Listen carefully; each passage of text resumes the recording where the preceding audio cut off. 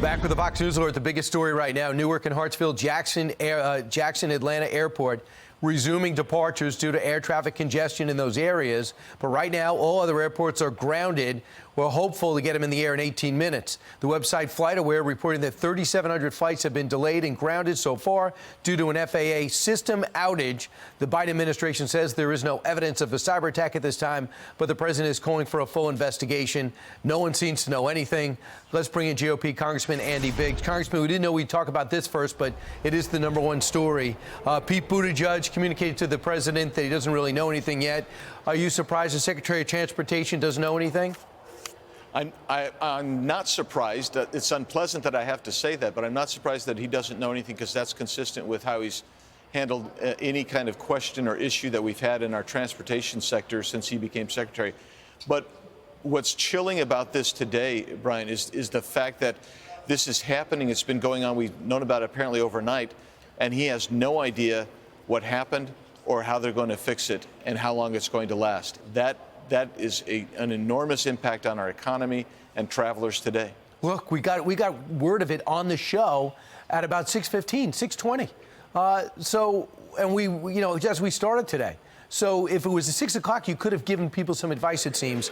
There'll be an after-action report, and we'll see if anyone gets to the bottom of it. Speaking of that, stunned to find out, and so was the president, somewhat surprised, that there were top-secret documents in his closet that they claim was locked since 2017. They include topics like Ukraine, what else is new, the UK, and Iran. The highest level of secrecy. What's your reaction to this?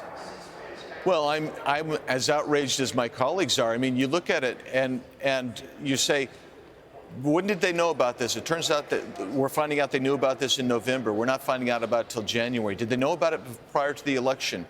And is the president, does he feel that he was just as irresponsible as he claimed that President Trump was? I mean, this gets to the whole notion of what is going on with Joe Biden and the Biden White House. And this is another perfect example of perhaps two-tiered justice, where you send in dozens of agents to raid Mar-a-Lago and go through the First Lady's cupboards and her dresser.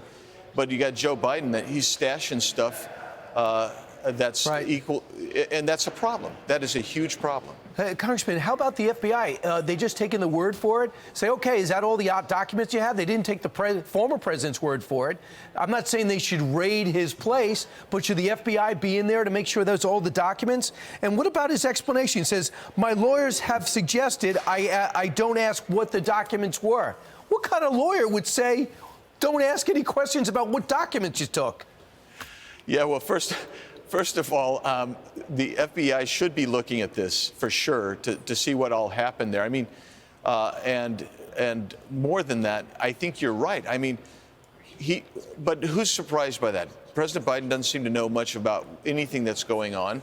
And I'm sure his lawyers thought maybe he should go get an ice cream cone or something. I don't know, but let's find out. Listen, the decision that Kevin McCarthy went ahead and confirmed yesterday that Adam Schiff, Eric Swalwell, and Congresswoman Omar will not have a place on committees. They will not be allowed to serve on committees. What's your reaction?